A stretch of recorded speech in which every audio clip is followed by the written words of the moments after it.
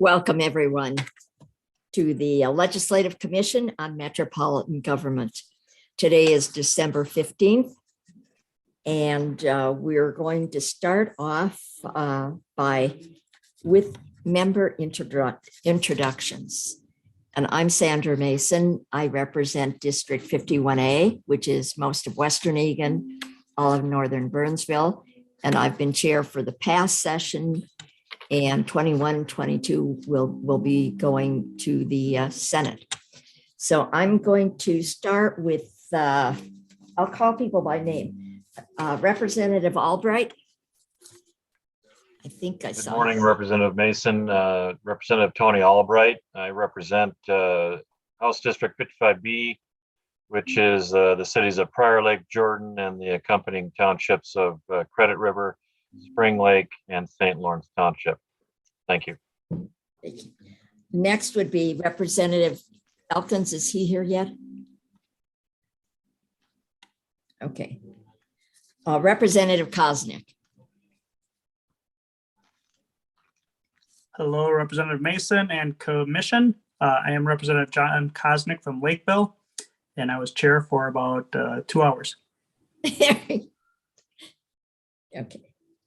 And you're from, oh, you did say Lakeville. Okay, next, Representative Ryer. Thank you, Chair Mason. Representative Liz Ryer, 51B. I represent the east side of Egan. This is my first term on the commission.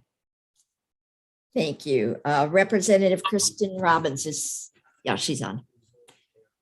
Hello, Representative Mason and colleagues. Kristen Robbins, 34A. I represent Maple Grove, Rogers, and Dayton. This is my first term on the commission. Thank you. And Representative Joachim. Thank you, Chair Mason. This is Cheryl Joachim. I represent Hopkins and St. Louis Park, and I believe this is my second term on the commission. Thank you.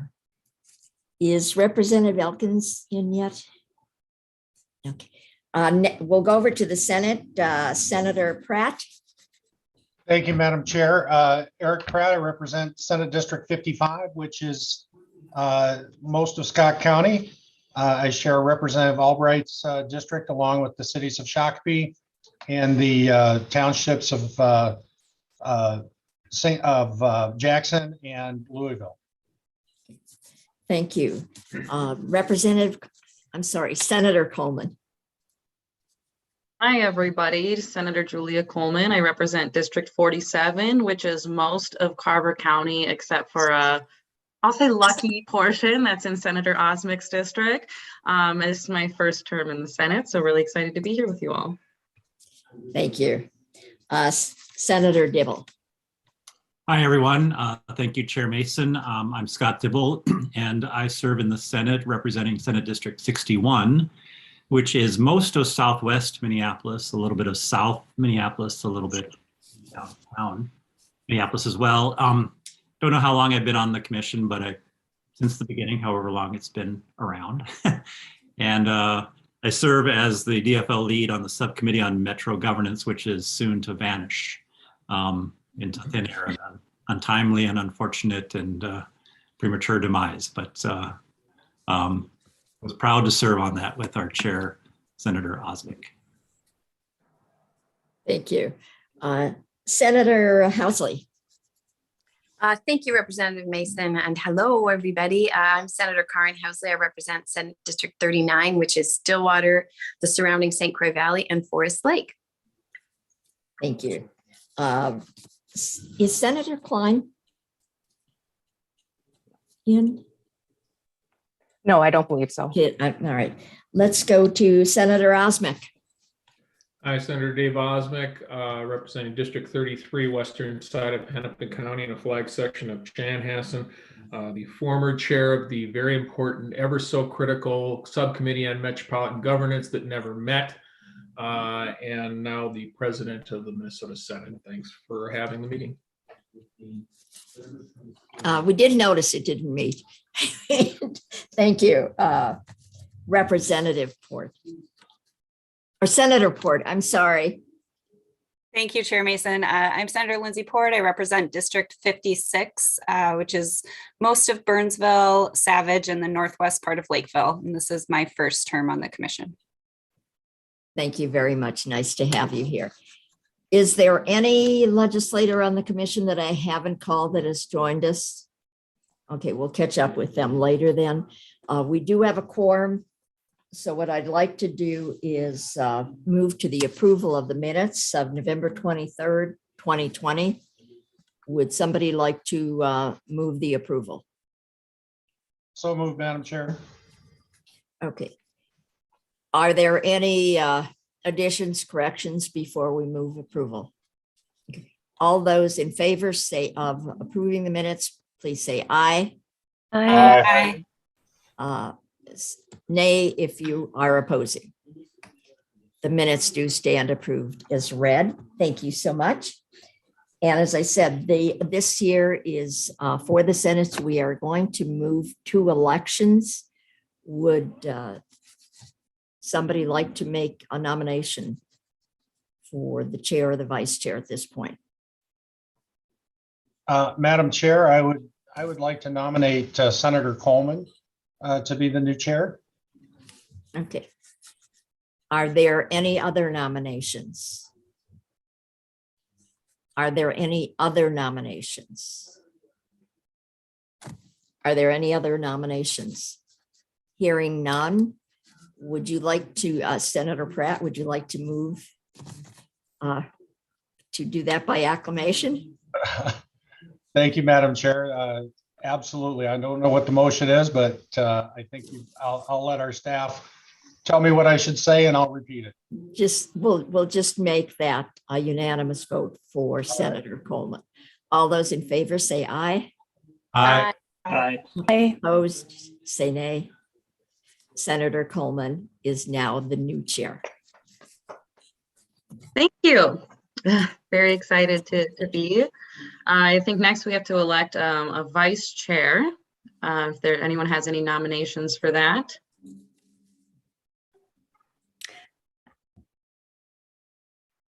Yes, Representative, I apologize if I pronounce this wrong. Uackerman? Close, Joaquin, thank you. Joaquin, Don't I'll worry, write that I've been down. married. Thank you. I'll be married 30 years and my family still can't pronounce it right. So I nominate Representative Sandy Mason as vice chair. All right, are there any other nominations? Any nominations? All right, Representative Joaquin, would you like to move that be a unanimous vote? Thank you, Chair Coleman. I move that we elect Representative Sandy Mason as vice chair of the committee by unanimous vote. All right, all those in favor? Aye. Aye. Aye. And all those opposed? Wonderful. Well, congratulations, Representative Mason. Thank you. All right, let me pull up my agenda here. And staff, I have not shared anything other than my children's height chair, so please flag me if I'm doing something incorrect here. All right, so for new members, I did want to flag that you can refer to the enacting language of this commission, Minnesota Statute 3.8841. This was posted on the website. It was sent out to all the members yesterday. It kind of walks through the purpose of this commission. Very briefly, what subdivision 8 does is mentions the powers, duties, oversight, responsibilities of this commission, which include the tax rate and dollar amount of the Metropolitan Council's property tax levies and any proposed increases in the rate or dollar amount of tax, any request for an increase in the debt of the Metropolitan Council, the overall work and role of the Metropolitan Council, the Metropolitan Council's proposed operating and capital budgets, work program, and capital improvement program, and the Metropolitan Council's implementation of the operating and capital budgets, work program, and capital improvement program. Moving on to our next agenda item, we will be reviewing the Metropolitan Council's unified budget for calendar year 2022.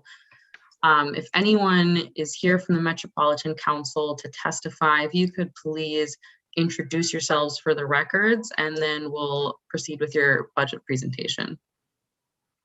Great. Well, I will jump in here, Senator. My name is Judd Shetnan. I'm the Government Affairs Director for the Metropolitan Council, and it is nice to see everyone. Again, I'll apologize for sending out the information twice last week. I had a quick trigger finger here on my laptop, so the right information went out the second time. So thanks for your patience with that. Just to give a little bit of background on the Legislative Commission, it was established back in 2001. Back with Representative Dan McElroy, Senator Dick Cohen, Senator Rest, and a number of folks way back when is when this actual commission was pulled together. So we've been around for quite a while, and I think that there's a benefit to having seven metro area senators and 7 metro area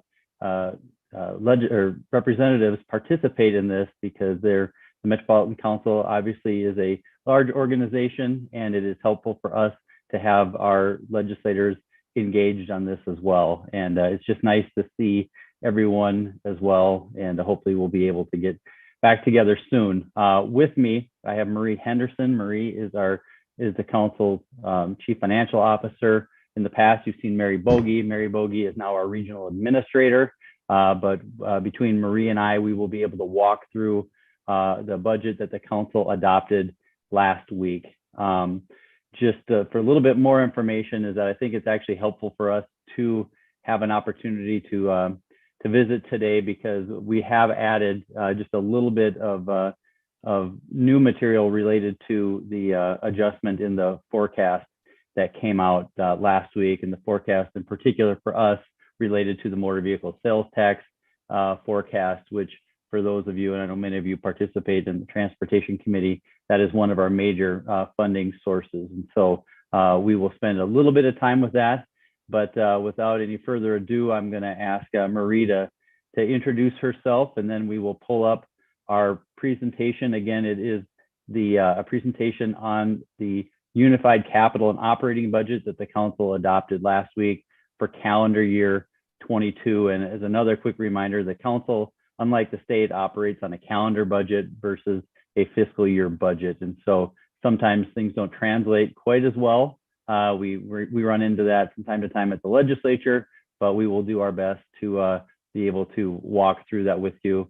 And I also would just like to say, if there's something that we don't have an answer to for you today, we will be happy to pull that information together and send that to all the members of the commission very quickly. But with that, I'll ask Marie to go ahead and pull herself up, and then she may be already here. Let's take a look.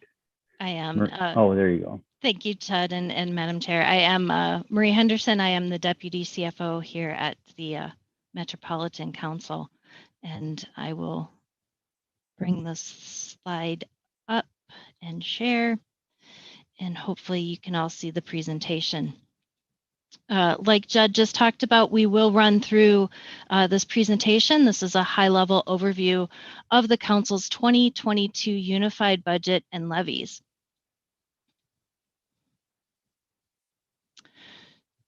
So we will start with the Council's statutory responsibilities for planning, operations, and grants. The Council adopts policy plans for transportation, water resources, regional parks, and housing.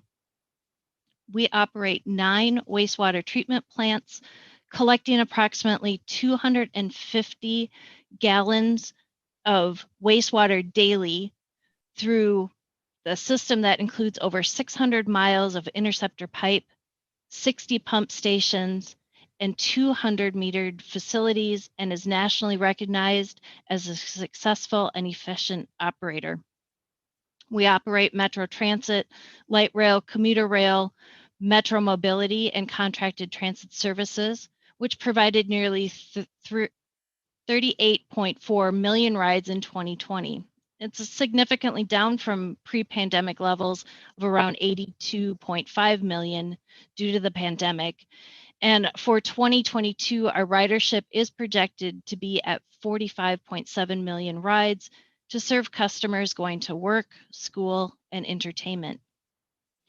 The Metropolitan Housing and Redevelopment Authority provides services over 7,200 low and moderate income households monthly through rental assistance and provides other housing services to additional clients. This program earns the highest ranking from the U.S. Housing and Urban Development for effective and efficient services.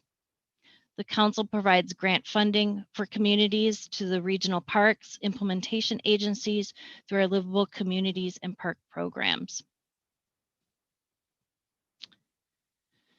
Today, we're going to discuss what we call the unified budget for 2022. As Judd just noted, and I'd like to note again that we are a calendar year entity, which is consistent with our partners in the cities and county government. It's also consistent on how local and county governments adopt their budgets.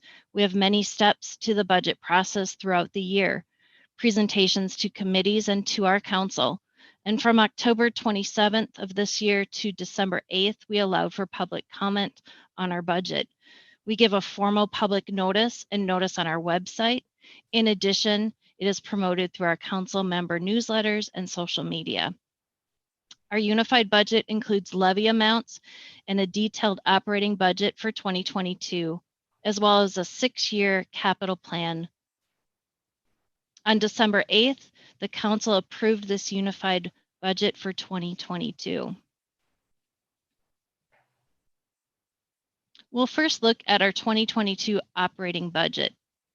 This operating budget is $1.2 billion, and we have 3 operating divisions, each with distinctive services and dedicated funding sources. The largest is transportation, which includes our bus, rail, metro mobility programs, and is 60% of our budget.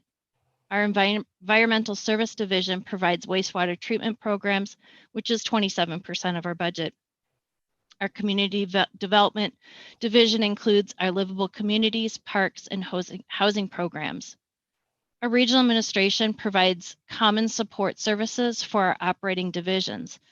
These services include procurement, human resources, finance, payroll, legal, real estate, and communications. Regional administration is mostly allocated out to the operating divisions. We also have OPEB, which is our other post-retirement benefits. This reflects the fully funded status of our closed retiree healthcare liability, and the earnings from OPEB fund balance are used to pay the retiree medical premiums. Funds are invested with the Minnesota State Board of Investment for this purpose. The right side of this pie chart breaks out our budget, uses of our operations, pass-through, and debt services, and OPEB. This distribution remains similar year over year for the council. 15% of our funds are used to pay debt services of bonds used by the council to support a capital program, and about 69% of our debt service pays for wastewater treatment infrastructure and is supported by wastewater fees. Debt services is for parks and transit to support and is supported through our council tax levy. Pass-through funding primarily reflects our housing, livable communities, and park programs. Nearly 60% of our operating budget pays salaries and benefits for the council staff. This slide and chart represents our funding sources for our operating budget. It's important to note that our sources are funded and percentages look very similar from year to year. Charges for services include wastewater charges and transit fares. This represents about 1/3 of our funding. State revenues for MVEST and state appropriation represents 40%. Federal government contributes 16% of our operating budget, which is the same percentage as last year. The $196 million includes $84 million of pass-through funding for our housing authority. Transportation is budgeted to receive $33 million to support operations in the preventive maintenance of our transit fleet, and $76 million in federal pandemic relief funds, along with $2.7 million going to pass through for our suburban transit providers. Property taxes support about 8% of our operating budget. Primary funding of our debt service and grant programs, which is only about 2% supporting operations. There is primarily investment income, about $15 million of our OPEB planned assets. And we have planned for use of reserves in our operations. This is primarily in transportation. Our 2022 budget reflects proposal of 4,597 FTEs. This is 40 more than the 2021 budget. Most of this budget increase is in our IS department to update technology systems. Just to note that as of December 1st of 2021, our actual headcount, not FTEs, is 4,042.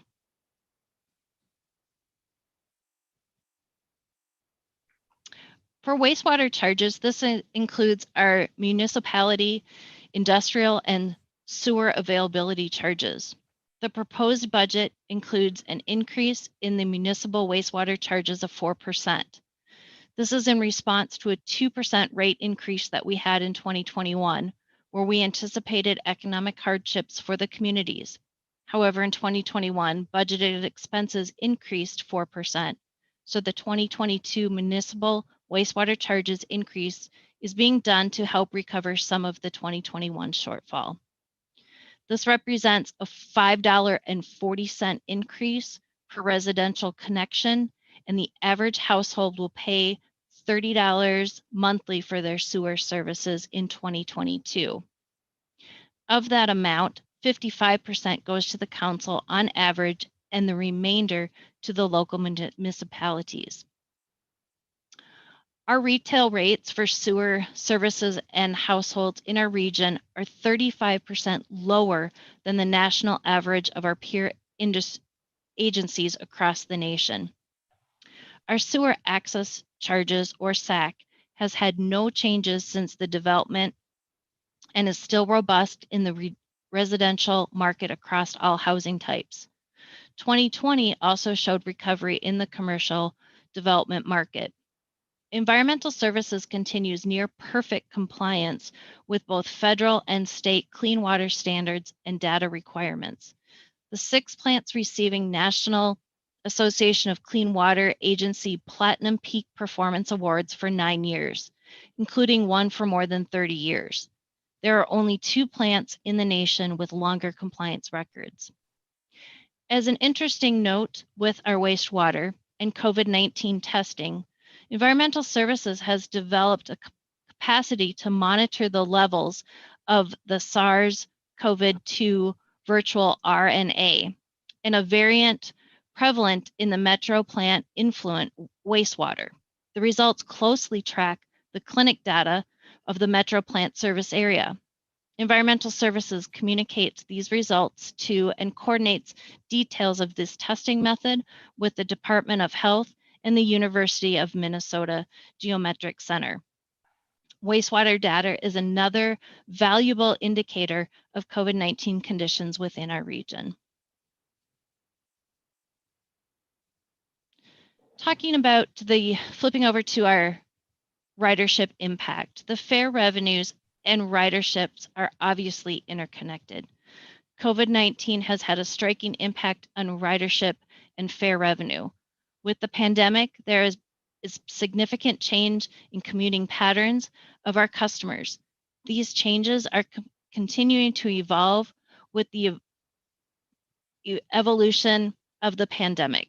Current ridership levels for bus and light rail are nearly 50% pre-pandemic levels, and metro mobility is nearly 85% of pre-pandemic levels. We have included many significant operational changes that are reflective in our 2022 operating budget. They include daily cleaning and disinfecting of buses and rail cars and facilities, moving larger buses to our biggest and busiest routes, and adding unscheduled trips to keep down the number of riders per vehicle. We require face mask coverings, installing barriers to separate our riders and operators as we return to the front door boarding, and provided preventative equipment to our operators. For the 2022 proposed budget, it's assumed that ridership on express and local bus, light rail, and dial-a-ride is projected at 55% of our pre-pandemic levels, and North Star at 25%. However, ridership is forecasted to return to pre-pandemic levels on Metro Mobility. This slide, I hope you find interesting. We've been monitoring the weekly ridership. We are in week 91, and this graph shows the monitoring and how each mode, express bus, local bus, and rail, are coming back compared to pre-pandemic levels.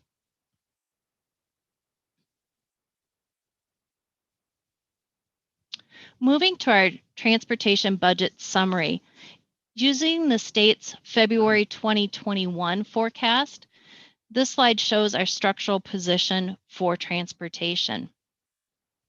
Metro Mobility was separated as a program starting in state fiscal year 26 and 27. Our fiscal position has been changing mainly due to federal relief funds, and this has allowed us to push our fiscal cliff further into the next biennium. But again, we're working with one-time money funding our sources to get us here. The added available program reserves are swapped from the federal funds from our use of reserves. This is a one-time add due to the federal funds for balancing the transportation budget. The use of program reserves above target starts in state fiscal year 24 and 25. The federal pandemic funding has allowed us to push the fiscal cliff out.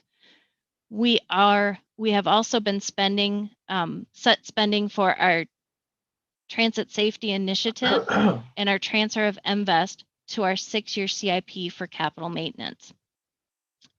As this graph shows, our fiscal position as a structural deficit starting in state fiscal year 24 and 25 of 7.3 million and 91.8 million in state fiscal year 26-27. We have anticipated this fiscal cliff for several years and have been dealing with one-time funding and intentionally building our reserves to help address the situation. As these one-time fundings disappear, the ongoing fiscal cliff will remain.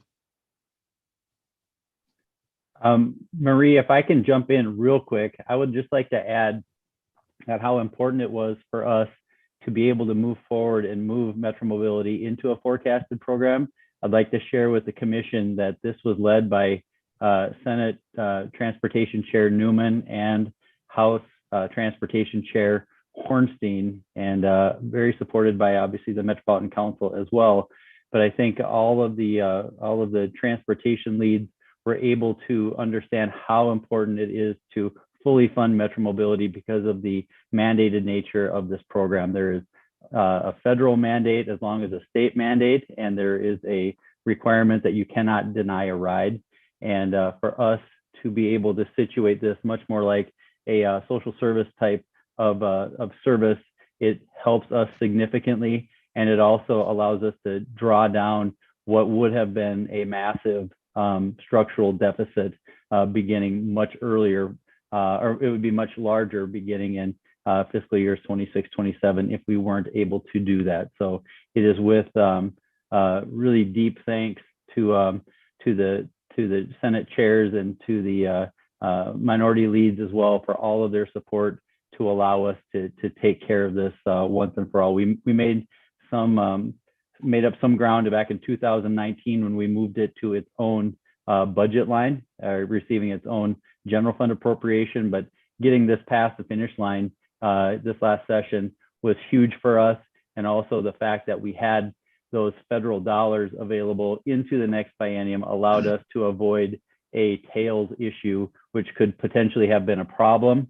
Now, obviously, we know that the state's financial situation is in much better condition where it may not have been as much of a financial problem, but either way, the fact that this was able to be addressed this last session was a major victory for all parties. And the fact is that Metro Mobility is now funded and taken care of the way that we had always hoped that it would be. So I would be missing something if I didn't jump in here and pause to thank the legislature for doing that, because it is a massive adjustment and change for the better for us. So just wanted to say thanks. Okay, and we will continue on. The state released its November 2021 MVEST forecast on December 7th. As we think about economics, gas prices, when gas prices are low and relatively good economy, consumers buy cars and drive, and our ridership suffers, but the MVEST revenues are strong. When gas prices go up and our economy is suffering, customers put off those big project purchases and our ridership increases, but MVEST suffers. The impact on this, the forecasts are being reviewed, and we will note forecasts are updated every year, and we will be watching to see if this one holds true. This forecast by nature is just that, but continues to show volatility as a funding source for transit. The pandemic has definitely created a mixed effect. We do budget 95% of this to help decrease the volatility of this funding source within our budget. We bring in the 5% if there is any extra amount from the previous year into the next year. Madam Chair and members, I will jump in here one more time just to add a bit of caution to this. We have seen, and I know many of you have seen this as well, that we've seen a lot of volatility when it comes to the motor vehicle sales tax. When it comes to the Metropolitan Council and Metro Transit, it becomes even a bigger issue because, as you've seen in our slides, that MVEST is a significant part of our operating revenue for transit, and in particular for our bus system. And so how that goes, either it's on the high side or the low side, we have to budget based on forecasts, but whatever the actuals are, we have to find those adjustments. And I just want to pump the brakes here just a little bit to say that this is an extremely rosy forecast for the motor vehicle sales tax. It would be great if it meets forecasts, but we have just experienced over time that sometimes everything that looks good might not actually be how things end up. And so for us, I will be very curious to see what the February forecast looks like, as I'm sure you will when it looks to what the broader outlook of the state. And so I am happy about this, but I'm also just a little bit suspect of looking 4 years out, because just to remind folks is that in the car industry right now, there's a microchip shortage. There aren't as many new cars available as people would like to see. So we're really balancing this on the back of a lot of used car sales and then I guess some new car sales, but to see where that may drop off remains to be seen. And so this is a great picture, but I just want to express a little bit of caution with that. And thanks for letting me editorialize a little bit. All right, we're going to change our topic now to our property tax levy. And this chart breaks out our proposed 2022 property tax levy.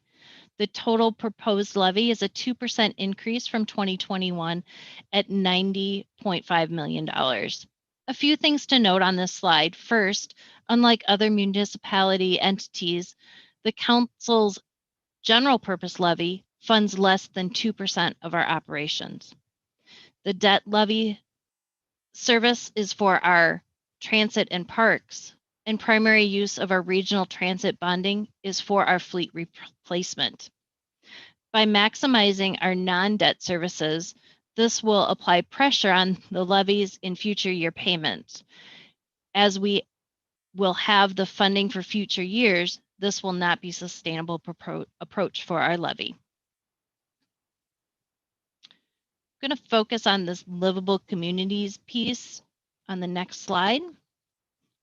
And the tax base revitalization for fiscal disparities is $5 million. This is received from the fiscal disparity program. The fiscal disparity program is a tax-based shared program within the metropolitan area and is funded by commercial and industrial property, not homeowners. The livable community demonstration account for the 2022 levy is at 13 million. By maximizing this levy, the strategy is to create a transit-oriented development component within the livable community demonstration account grant program. The current goal is to reach an annual levy of 13.2 million. This is to annually fund 7.7 million in the demonstration account program, 5 million for the transit orientated development program, and $500,000 required in statute for local housing initiative account. At the 2% increase, this goal will be reached by our 2023 levy. And Ms. Henderson, I think I see that Representative Elkins has a question, and I apologize. I did not state beforehand how we'll go about questions. So Representative Elkins, if you want to ask your question, and then I want to make sure we get through the presentation. So we'll leave all questions to the end after that, but go ahead. That was my error for not clarifying that. Oh, that's okay. So I can hold my questions to the end. Okay, that sounds great. All right, Ms. Henderson, if you would like to continue. Okay. Part of the LCA provides funding for communities to invest in local economic revitalization, affordable housing initiatives, and development or redevelopment that connects different land uses and transportation. This program is voluntary, incentive-based approach to help communities grow and redevelop and to address regional affordability and lifelong housing needs.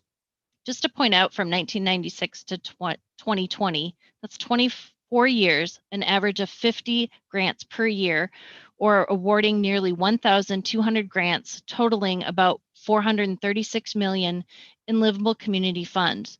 These grants are expected to leverage billions of dollars in private and other public investments. Also part of this levy is the local housing initiative account, which receives statutory transfers from the LCDA and general purpose levies to fund grants to municipalities to help meet the affordable and life cycle housing goals. So what does this all mean? When the council has and will continue to be good stewards of its levy, the metropolitan area taxes are split among several government entities, putting our levy in context with the other metro taxing jurisdictions. This graph shows the counties, the cities, the school districts account by far the largest portion of the metro area tax dollar. The council typically receives about 1.4% of revenue from property taxes paid by metro area residents. So the impact on the taxpayer, the proposed 2% levy increase on a homeowner with property value of about $250,000 have the following. Here we have our typical $250 home income, with the caveat that all things being equal year over year, that if a homeowner resides within the taxing transit district communities, they will pay $47.89 for the year, and an outsiding of the taxing district would pay $17.12. We know that all things are not equal year over year, and individual taxpayers will have different experiences depending upon factors like increasing house values. When we talk about taxing district inside and outside, the map shows our levies are shared across the 7-county metro area, except for the transit debt service levy, which is shared by a smaller area served by our transit services. This map highlights our metro area and transit taxing area.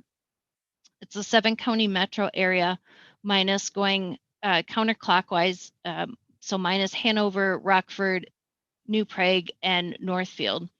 So the blue area equals our transit taxing district, which is established by Minnesota state statute, and including also the red areas that were included in 2009 and 2010 and 2011.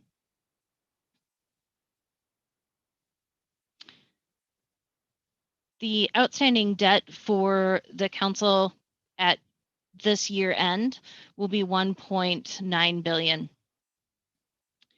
The council has had the highest rating possible from Moody's and Standard & Poor's, allowing us to borrow at the lowest market interest rates. This AAA was also maintained during the 2021 issuance in March for our general obligation bonds for parks, environmental service refunding bonds, and our GANs.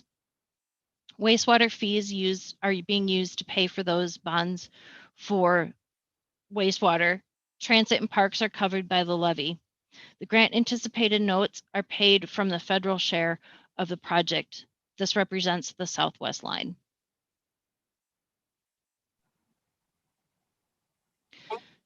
Now turning our attention to our capital program, which is $9 billion. This chart represents the progress being made on these projects in the capital program. We have authorized and spent 3.3 billion, or 37%. That represents the share of the projects that are included in this program that have already been spent. We are authorized and unspent of $2 billion, or 22%, represents the remaining share of projects for which funding has already been identified and allocated and has been authorized. 97 million is currently anticipated to be spent in our calendar year 2022.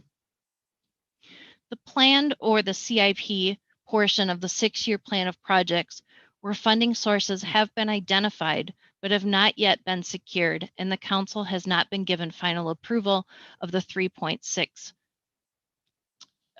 million of the 41% of these projects. So sources for these projects. This pie chart shows the anticipated funding for the capital programs. Financing for the capital programs comes from federal, state, and local grants, regional borrowing, and other sources. Again, not all funding has been secured. Federal dollars make up the largest share of this funding source at 35%, followed by local at 26%, which reflects the LRT project.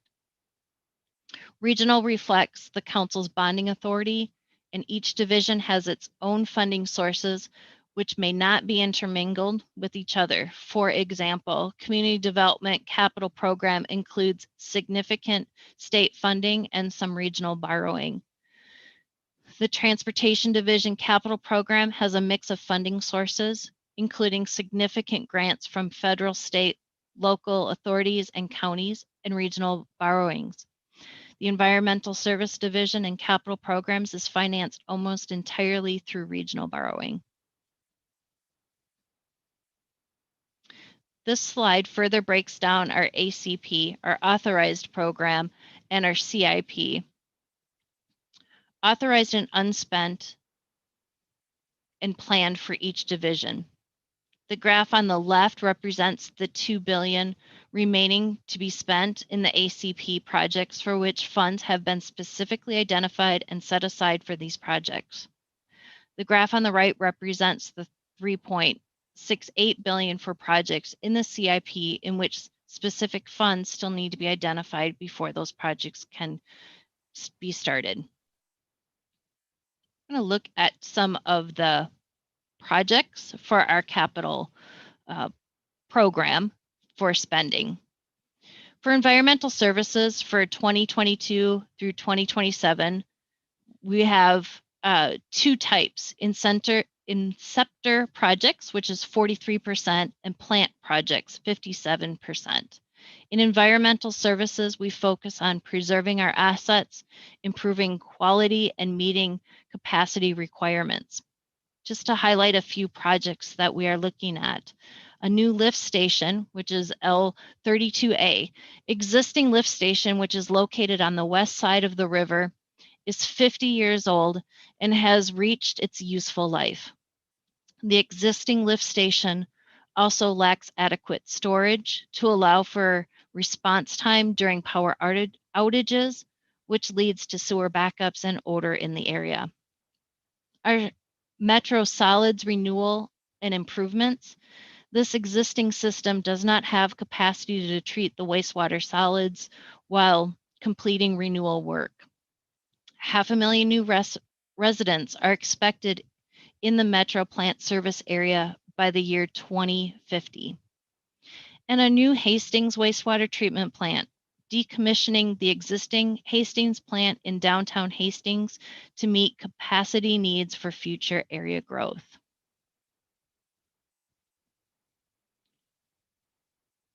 For our transportation, our total fleet of $944 million. Funding from this regional transit bond are from federal funds for the fleet replacement and from regional transit bonds.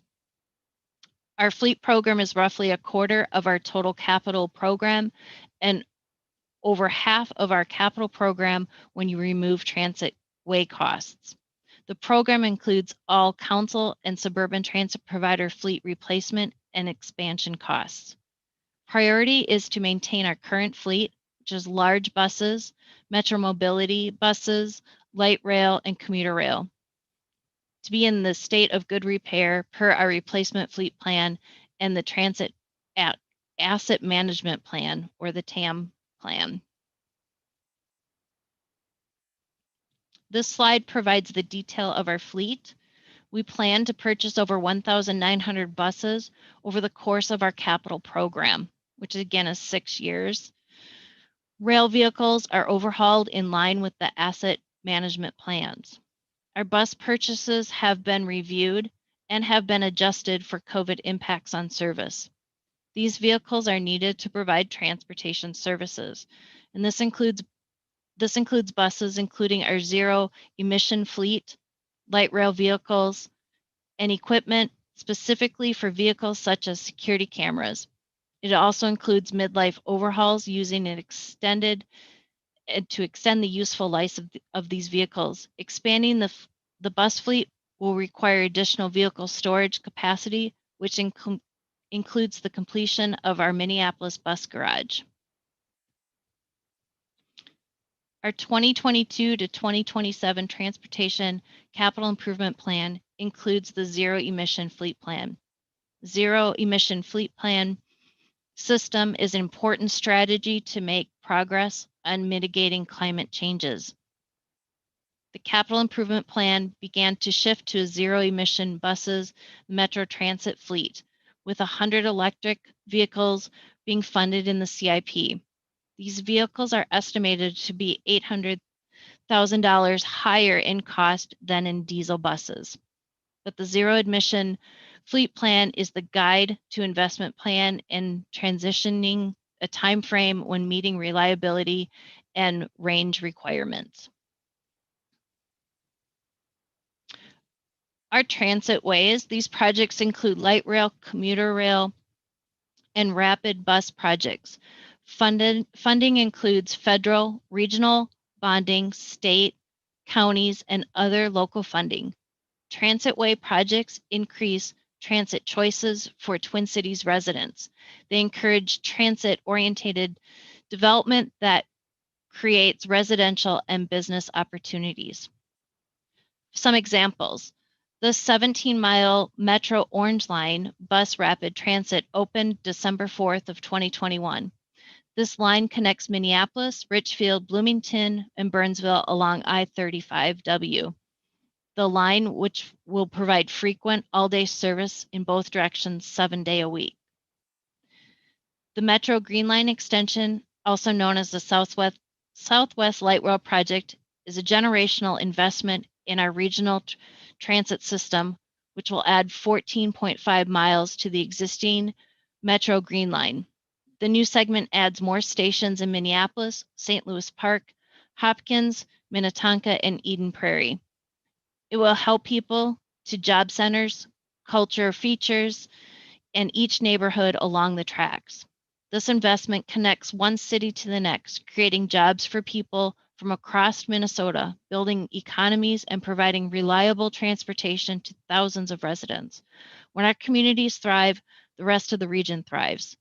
This project is why we count on partnerships and investments in each city along the Metro Green Line extension. The Metro Gold Line is a connecting people in regions to job centers, housing options, transit stations, and key destinations on the I-94 corridor. The planned 10-mile dedicated bus rapid transit line will connect St. Paul, Maplewood, Landfall, Oakdale, and Woodbury. And the Blue Line extension will extend the existing Blue Line from Target Field Station northwest to Brooklyn Park and connecting communities along the way. Capital projects will also include support facilities that are necessary to maintain and house the fleet and provide other facilities to support operations. This includes garages, office spaces, fueling stations, maintenance and repairs to these facilities to extend their useful life, and customer facilities to use to encourage transit by the use of providing hubs for buses so riders can transfer from one route to another, providing parking spaces for transit users, sheltering riders from the elements, and providing our amenities to encourage and facilitate transit use.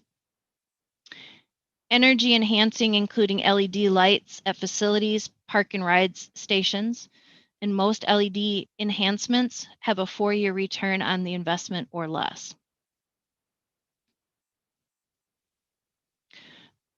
Other investments include technology improvements, including communications and our computer equipment necessary to operate the transit system. This includes radios, dispatching systems, automatic vehicle indicators, mobile data terminals. Other capital equipment includes things like tow trucks, supervisor vehicles, police vehicles, bus lifts, bus washes, and fare boxes. Also very important to the Twin Cities metropolitan area is home to a system of regional parks and trails that are nationally renowned for their beauty, size, and variety of features. With 56 regional parks and park reserves totaling more than 54,000 acres, nearly 400 miles of interconnected trails, and 8 special recreation features, the system provides a wealth of opportunity for recreation, exercise, and social distancing fun. It also preserves significant green space and wildlife habitat. The regional park system draws over 63 million visitors a year. Our systems add untold value to livelihood and attractiveness of our communities. That is what we have for today. Wonderful. Thank you so much for that presentation. Members, we have some time left to go through any questions if you have. If you could please use the hand raise feature or physically raise your hand and I'll try to spot you. I'd like to start with Representative Elkins. Thank you, Senator.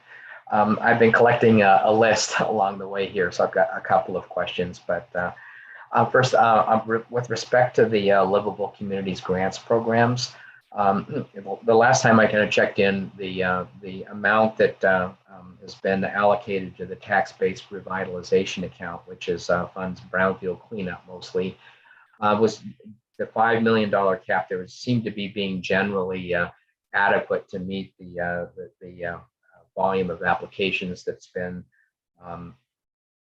received pursuant to that program. But it's been my experience that historically the community development account and the local housing incentive account have usually been oversubscribed by a factor of about 3 to 1. And the staff doesn't know if that's still the case. I'd like to appreciate getting a general sense of are all 3 of the accounts generally what is the demand for grant worthwhile grants versus the amount of revenue that's available for funding in those 3 grant programs. I don't know if anyone on staff has a general sense of that. That would be great. Otherwise, I can take the detail in a follow-up. Senator Coleman, I'll jump in here and just share with Representative Elkins that I that I don't have that specific answer. Generally, we do receive more requests for funding than funding available, but it would be probably the best if I were to get that information from our folks in community development. I will find that, and then I will be happy to share that with everybody. And I did just get a quick note from someone who on our staff who says that we are oversubscribed in all of our programs. I just don't know what the requests are in comparison to the funding that's available. But I will find that out. So thank you. Yeah, Thanks, and I ask Senator. because there are legislative caps on some of those funds. And so if they're being way oversubscribed, it may be time for the legislature to provide some relief on the current caps on those programs. Second question would be, well, just Judd, earlier you talked about MVest as a source. I know in my time on the Met Council, I think 2018, the actual MVest revenues were close to forecast, but as I recall, that was the first time it ever even approached the actual revenues were even approached the forecast. And I don't know what's happened since, but my impression is that the actual MVest revenues are rarely even come close to the forecast. Has that still been the case in the last couple of years? Senator Coleman and Representative Elkins, the forecasts have come in a bit closer in recent years, but between 2008, 2009, folks may recall, we had the American Rescue Plan, Recovery and Rescue Plan, where they did the Cash for Clunkers program, where everybody went out and was able to purchase a new car with a little bit of a discount from the government, and that kind of threw off the normal sequence of when people would be buying cars. And so the MVest forecast just didn't meet the actuals. And so we have graphics that we could show people. We didn't include it in this presentation, but for many years, the forecasted revenues versus actuals was dramatically lower. And so that is where we have some pause, and I'm sharing this with folks that we just want to make sure that that this isn't written in stone anywhere, and that we'd like to proceed with a little bit of caution and look through what the February forecast. We do have a budget agreement in place that gets us through the biennium, so that affords us a little bit of time to play with what we think motor vehicle sales tax revenues are going to look like in the longer term, but definitely not counting on what the out years. But we do know that there has been some additional MVest in the short term here, which is a good trend. But I want everybody to take a deep breath, and we'll take a look at what the revenues look like here in a few months. And then on the electric buses, I know we've been slowed because of issues with the Siemens chargers, which in some cases apparently have literally caught on fire. Are we making progress on that such that we think we're going to be able to get back on track in terms of what the council itself would like to see in terms of the adoption of electric buses? Senator Coleman and Representative Elkins, we are hopefully turning the corner on where we're at with our electric buses. I believe just within the past 2 weeks, we were able to get our electric buses back out on the C line, which is fantastic. The council is very committed to transitioning to the electric bus fleet. Two things, or one major thing that has occurred is in the infrastructure bill that was signed recently. There is a significant portion of dollars that are going to be made available to transition to a zero emission fleet initiative across the country. And we in Minnesota and us at Metro Transit feel like we are positioned very well with that. I also mentioned yesterday we had a joint hearing with the House Transportation Committee and House Capital Investment Committee. We were joined by Senator Dibble and Senator Newman as well. And we talked about this a little bit, and the Minnesota is situated well there because we do have New Flyer, which is a bus manufacturing company based in St. Cloud and in Crookston. The Transportation Committee in the House visited the facility about 2 years ago, and we're working closely with New Flyer on our buses. And so, long story longer, Representative Elkins, we are committed to that. We do believe that this is a sun rising type technology. For folks who've been around a long time, back in like the year 2000, early 2001, 2002, we did tours showing members what hybrid technology looked like on our buses. That has become much more of the standard. And now we're seeing the movement toward the zero emission. We will expect to see that price per copy on the buses hopefully fall, similarly to how we saw that happen with our hybrid bus technology. And so we're hoping to be nimble enough to be able to be on the leading edge of being able to move some of that, because as Marie mentioned in her comments, the incremental cost on those electric buses is significant per bus. And that was the same case when we looked at hybrid technology years ago. And so if we are able to get on that kind of the leading edge of that, we hope to be able to really take advantage of it. And I think one last thing I'd like to mention about that is, and I said this yesterday, that we don't know what the federal infrastructure money, how that's going to be set up. We do expect that there would likely be a local match that will be required for that. And so I would guess over the course of this next session that you will see the council wanting to work with the members of the legislature to adequately position ourselves in a way to be able to move forward and really capture as much of those dollars as possible. But as I said yesterday to Senator Newman and House members, that we were more than happy to work with them to sort out what that looks like. Problem is that we don't have any real granular guidance on how those federal dollars are going to work just yet. So I fully expect I'll be spending some time with the legislature here in early or late January, early February, talking about what we know at that time. So sorry for the long answer.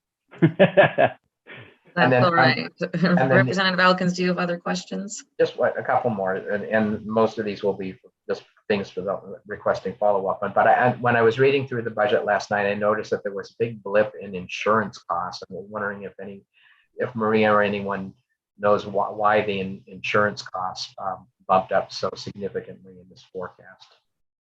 Well, Senator Coleman, Representative Elkins, I can defer that to Marie if she knows the answer. I absolutely do not know the answer to that at this point, but we are happy to follow up with you unless Marie has an answer ready to go. Yes, Madam Senator and Mr. Elkins, we will give you more details. I do know that premiums overall in the system have all gone up, and we are experiencing that, but we can get you absolutely the specifics of that. And then last question, and I'm sure this will just be for a follow-up, but you mentioned significant IT upgrades and fare collection system replacement appeared on the detail list, but I'd like to follow up with staff later just to understand that better, because if we're going to make a significant change in our fare collection technology, that could enable some significant policy changes on fare collection as well. Thank you, Senator Coleman and Representative Elkins. We'd be happy to follow up with you on those questions. Okay, thank you. That's it. Thank you, Senator. Happy to. Thank you so much. I think the second hand I saw pop up was Representative Koznick. Thank you, Madam Chair. And Mr. Shetman, if you could share with the commission what discussions have taken place and maybe what kind of options there are in terms of reinventing or redesigning bus routes to maximize our resources, where the demand is and how the future might look for some of those routes.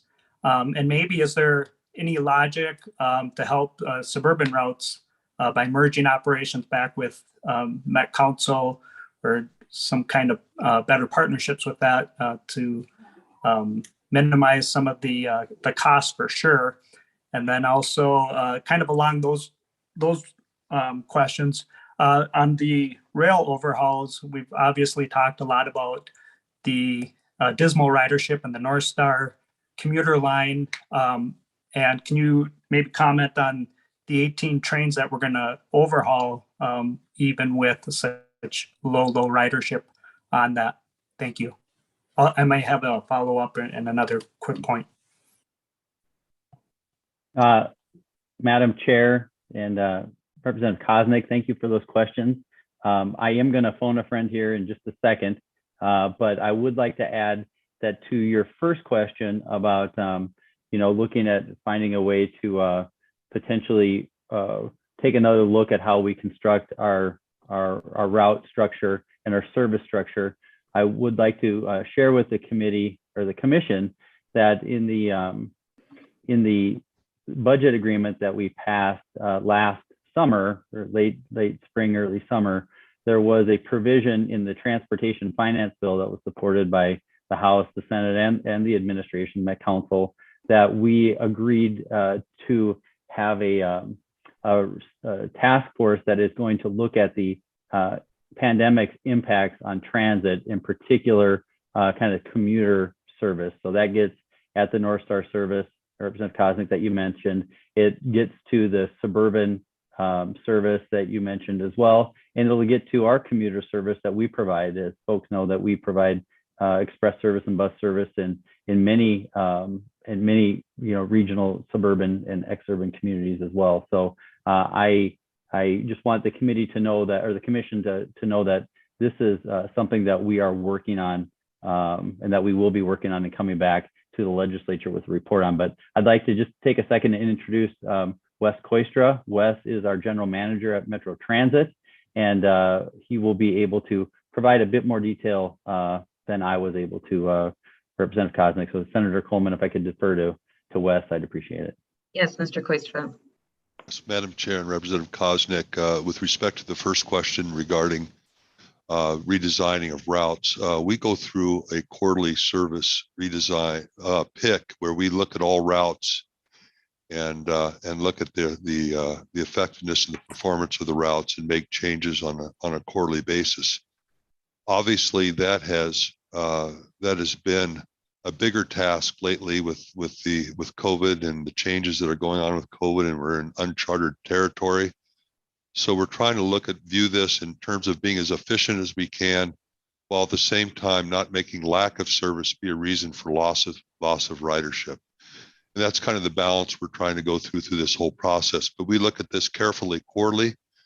We did a service reduction of 5% in December. That was driven primarily by the lack of operators, the inability to hire operators, which all transit agencies across the nation are struggling with. I just read an article the other day where I think TriMet in Portland is reducing service by 10 to 15%. And I read article after article about service reductions being driven by operator shortage. But when we have to do that, we look really carefully at our routes, and we really look carefully at the demand on our routes, and we really look carefully at who truly relies on our services for livelihood. So as you might imagine, we have different levels of service based upon the route type. For example, when we look at commuter routes, we're in the neighborhood of 25 to 30% of pre-COVID service. When we look at local routes and suburban local routes, we're more in the neighborhood of between 90 and 95% of our service levels of pre-COVID. That's because the ridership losses have changed by virtue of those routes. That's because there's a reliance on transit, a greater reliance on transit in some areas of the city than others with respect to their livelihoods. And so those are all the sort of things that we're trying to balance. But in the end, we need to balance need with efficiency.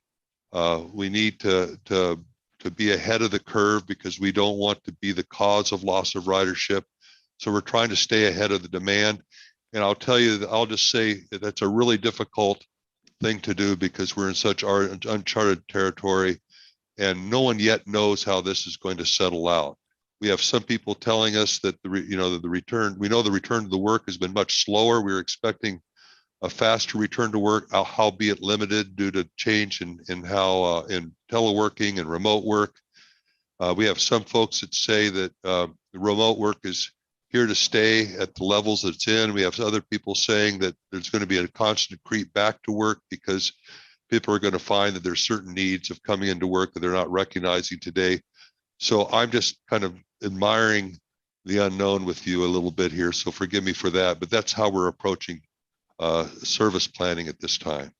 With respect to the consolidation of providers, I don't think I'm the one to answer that question. I understand why the question's being asked, because services have been disrupted across the and ridership has been disrupted across the region. So I think there are other people better equipped to answer that than I. And I'll have to get back to you on your question with respect to the overhauls. But as I will mention now that we've met with the funders of North Star, we recognize that everybody recognizes that the decline in ridership, which is at about 86% or 88% of pre-COVID levels, we recognize that decline raises questions, and we brought the funders together the other day to talk about a study going forward that really tries to get at some of those questions and get information, really good information back to us that will tell us informed decision making going forward. The information we have on commuter express routes across, or rather commuter rail routes across the nation, is that they're all experiencing significant declines. It goes along with the commuter transit declines, but the questions are the right questions, and I think we're trying to answer them together along with our funding partners and do it in partnership. Thank you, Mr. Koistra. Representative Koznick, do you have any other questions? Yeah, thank you, Madam Chair, and I appreciate the response. And part of the question is, as we look at ridership, Mr. Koistra, I appreciate your analysis and of that. Is we've got other lines, and I'm sure commuters in my area, and they previously one of the best utilized and highest fare box recovery, the Lakeville Express. I think it's like the 469 line. I'd be curious, at what point we start to de-shelter that park and ride and see if people are willing to use that, as we know that the actual auto traffic has increased in the I-35 corridor. My other question, Madam Chair, maybe just more of a kind of a comment, but tailing off of Representative Elkin's question, but it was something I was looking at in the presentation previously last night, is the Livable Communities Act and the dollars that we spend there. It was mentioned the Metropolitan Housing and Redevelopment Authority ranks quite highly nationally, and that's good to hear for their efficiency and such. But if I could have somebody from the Met Council comment, if possible, or if not, get back to us. We've invested a lot of money in the Livable Communities Act, but we still have, as a region, a considerably high, maybe some of the highest in the nation, concentrations of poverty. And I'm wondering if you have some data or detail of the effectiveness of that program, because it seems to me that we still have significant concentrations of poverty that are causing other issues in our region and the state. And maybe we need to look at the effectiveness of that program and the service that we're providing there. So I don't know if anybody's prepared to comment on that today, but I'd be curious if there is a response, and something that I think as a commission we might look at a little bit more closely. Thank you. And that'll be the end of my comments. Senator Coleman, I'll hop in here related to Representative Koznick's question, and I apologize, Representative. This goes a little bit deeper than what we were planning. Your question goes a little bit deeper than what we were planning related to our budget presentation today. I would be more than happy to set up a conversation with you and our community development folks who oversee the Livable Communities Act to be able to walk through some of that and maybe address some of your questions. And if there are other members that are interested in that, I'd be happy to have you join in that conversation as well. And so maybe I'll send an email out after this meeting and just see who's interested, and then we can try to set something up to have that conversation. But we're just not prepared to be able to get into the specifics that I think you're looking for today.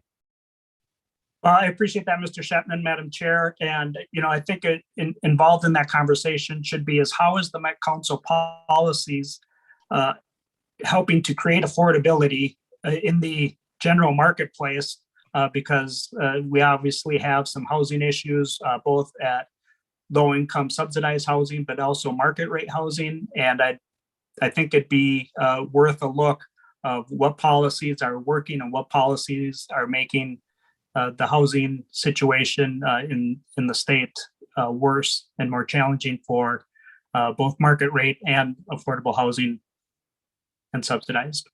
So I look forward to having that discussion with you, Mr. Shetland, and would love to have a group meet on that. Thank you. Thank you. And members, we are coming down to our last 13 minutes. I want to make sure everyone has a chance to ask all of their questions. So if any staff or presenters could try to give very brief surface level responses, and if the member would like to dive deeper into that offline, we can definitely pursue those conversations at another time. I want to go to Vice Chair Mason now to ask her question. Thank you. My question has to do with money that the Met Council received last year that was supposed to be given to the suburban transit entities. And when I checked this morning, that money still has not been distributed. So what seems to be the holdup? And when can they actually expect to get the money? I think last year they were told they would get it in February, and it's now a full year where the Met Council has held on to money that's supposed to be used by the suburban transit authorities. Mr. Shetland. Yep, Senator Coleman, Representative Mason, I will I try to answer your question here. I'm not sure exactly what funds you're talking about. I believe that the suburban transit providers have received their CARES Act funds, the federal money that I think you're referencing. I believe they've also received their CRISA funds. What they have not received yet is their American Rescue Plan funds. And as part of the budget agreement that we worked out last session is that we were, and this was communicated to both Chair Hornstein and Chair Newman, was that how we were going to be distributing those American Rescue Plan funds was going to be based on a demonstrated need basis. And we were, as I mentioned, or maybe I didn't mention earlier, that we also agreed on language that says it was Article 4, I believe Section 118 of the Transportation Finance Bill that said that we would be, the Metropolitan Council and our transit entities, along with the suburban transit providers, would be providing the legislature with a report on their operating budgets and reserves. And I believe that has been communicated to the suburban transit providers that we will be looking at all of these things once we have that budget information together. But to your question, Representative Mason, they have received their CARES funds, they have received their CRISA funds, and it is the American Rescue Plan funds that we're waiting to see where the demonstrated needs are for all of regional transit. Okay, and we can go into this offline, but my understanding was the feds said this money was definitely to go to the suburban transit entities. So again, just a little bit more clarification and I'll get some more information about the confusion. But when I checked this morning, it was the money that was supposed to go out to them a year ago. Thank you. And Senator Coleman and Representative Mason, happy to have that conversation with you. The funds come to the region. And so I'm not sure that's exactly the case of what your understanding is, but we can certainly talk about that. Thank you. Yeah, I think that is a point that I'd like to see clarified as well. Thank you for bringing that up, Representative Mason. Do you have any other questions? No, thank you. All right, wonderful. Thank you. Next on my list is Senator Scott Dibble. Thank you, Chair Coleman. I think I have three questions. I think I'll just ask them at the top, and maybe Chair Coleman, maybe we can put a pin in them because they don't lend themselves to a brief response. And if you're inclined to call us together again at any point in the future, maybe we can have some more in-depth conversation about them. Yes, I do think we'll have more meetings. I think there's more questions lining up here, but go ahead. Great.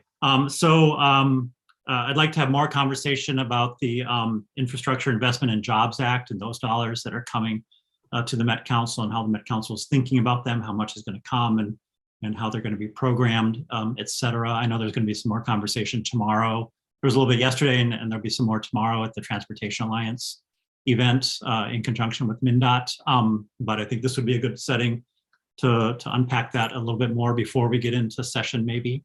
So that's number one. Number two, I'm very concerned about the delays and the cost overruns with the Southwest LRT, the Green Line extension, and the information that came to light in the effort for us to gain a little further examination of those issues on the part of the legislative auditor. It seems like there are some very serious concerns about whether or not those delays and those cost overruns, as well as quality control measures, quality of the construction, are being managed and overseen by the Met Council as well as could be. So that's number two. And number three, the budget presentation talked about the safety initiative to improve rider convenience, rider safety, et cetera. And 2 points to make. One is the initiative that was announced and rolled out by the Met Council seemed to be pretty different than what the Met Council had proposed legislatively by myself and Representative Elkins in partnership with the Met Council. It seemed to have more of a, police recruit training focus and not a more holistic community-based focus. Subsequent to that, the Met Council embarked on some sort of deliberative process to more fully form that program. Yet I'm hearing from community members that process is opaque and non-transparent and non-participatory and non-consultative with members of the community. So I'm very concerned about that. So those are my 3 questions. Mr. Shetland, did you want to try to briefly address any of them that you're able to? Well, I'll start. Thank you, Senator. And Senator Dibble, thank you for raising these 3 issues. First, related to the infrastructure bill, I would agree. I think it would be very important for the legislature if we get this information prior to the session beginning. I do think this would be a great place to have that conversation. And so we welcome that. I'm going to defer the question related to the Southwest transit issues to Nick Thompson, who is available here as well. And then on the question related to the public safety transit safety initiatives, I appreciate your comment related to that. I will say that some of the reporting on that, and not to make an excuse, but I do believe that some of the reporting on this was different than what the council had in mind for those community service type officers, the transit service officer type jobs. And so we can certainly have more conversation with you on that to make sure that we are kind of finding that they're striking that right balance between where you and I know Representative Koznick worked on this significantly and Representative Elkins worked on this significantly, kind of about where we were. But we can certainly have those conversations, but I know that we're tight on time here, so I'm going to stop and turn this over to Nick Thompson very quickly so he can speak to the Southwest point that you made. Mr. Thompson. Madam Chair, Senator Dibble, Nick Thompson, Deputy General Manager, Capital Programs at Metro Transit. Yeah, as you're fully aware, we have experienced significant delays over our planned schedule for Southwest LRT. We're currently in those delays caused by things we've encountered in construction, but also the major addition to the barrier wall for freight rail and encountering issues with the tunnel construction. And we could go in for a long time on that. I know we don't have time today, but can follow up with you. That is causing us to renegotiate the schedule and additional costs on that project. We are not complete with those renegotiations, so I can't provide a full update today on the status of that. But we'll happy to as that concludes. And in terms of quality, I do believe we have very strong quality control, quality assurance processes in place to make sure that what is being construction is of the utmost quality and safety, and we'd be happy to provide additional information and more detail about what those processes are how are they working, any performance updates related to quality and the safety on the work site. Thank you, Mr. Thompson. Senator Dibble, were those all of your questions to start with? Yeah, there's a lot more, but I won't respond at this time. But Madam Chair, particularly because they're renegotiating the contract, and a lot of that renegotiating is being driven by the prime contractors, I'm extremely concerned because their third-party independent validator is saying that things are not as they should be. And so it's kind of a precarious moment. So I think we do need to take a closer look at this as soon as possible. Great. I think we have time for one more question. I think I saw Representative Elkins' hand up first, and members, we will have another meeting sometime before session starts. So if you think of any questions or you're holding on to any right now, we will definitely circle back and come back to those. So Representative Elkins. Yeah, you can skip me and give Representative Ryer a turn. All right, Representative Ryer. Thank you, Senator Coleman. Thank you, Representative Elkins. My question is about the light rail maintenance and the decision to have a contract with a Louisiana firm to do the maintenance on the rail cars. Could you speak about the status of that, whether or not that's a final decision, if not, what the options are? Thank you. Mr. Shetman, if you could in 60 seconds or less, please. Great. Well, thank you, Madam Chair and Representative. I can speak to this, but our general manager is on the line here, so I'm going to defer to General Manager Koistra, if you don't mind. All right, Mr. Koistra. I'll try to be brief. The approval of that business item was made at the last council meeting. It was vetted very closely. The purpose of that contract is to get caught up on light rail maintenance, specifically rust mitigation, and points to the significance of maintaining our fleet, which right now would cost about $480 million to replace. We're trying to keep that fleet for 40 years. The FDA minimum is 30 years. But you can imagine with the value in today's dollars of $480 million that maintenance up front will really help us save money in the long term. I will say that this is a catch-up proposal. We were caught behind on the maintenance because these rust issues were behind welded panels on the bottom of the rail cars, and right now our tact is to get caught up on this first generation of light rail vehicles, and then use our in-house staff and add to those in-house staff to keep up with the type 2s or the next generation and the generation that follows. So this is purely a catch-up strategy. It is not replacing any positions that we have in our organization. It's not going to be mitigating any growth we would have otherwise planned to do this work, but we have to catch up, and it's important maintenance for a fleet that is truly a valuable and expensive asset to the region.